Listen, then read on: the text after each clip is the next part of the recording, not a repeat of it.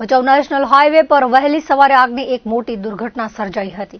Highway પર આવેલ એક ભંગારના વાડામાં આગનો બનાવ બનતા ભારે નાસભાગ મચી ગઈ હતી। પ્રાપ્ત વિગતો મુજબ આજે સવારે નેશનલ હાઈવે પર આવેલા ભંગારના વાડામાં અચાનક આગ ફાટી નીકળી હતી। બનાવ અંગે તાત્કાલિક ભચાઉ ફાયર વિભાગને જાણ કરવામાં આવી હતી।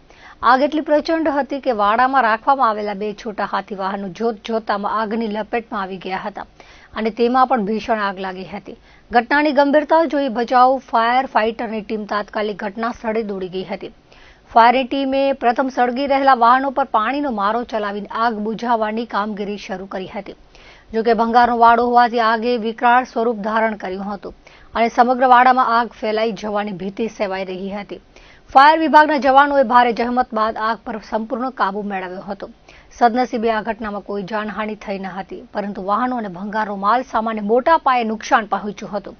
બીજી તરફ કુકમા ગ્રામ પંચાયત દ્વારા કુકમા ગામનો કચરો કુકમા લેર રોડ પર ફેંકવામાં આવે છે। આ કચરો અસંખ્ય ગાયોના પેટમાં જાય છે। આ કચરામાં આગ લગાવવામાં આવે છે તે પણ નિયમ વિરુદ્ધ છે। ત્યારે આ કચરાનો યોગ્ય નિકાલ કરવામાં આવે તેવી લોક માંગ ઉઠી છે।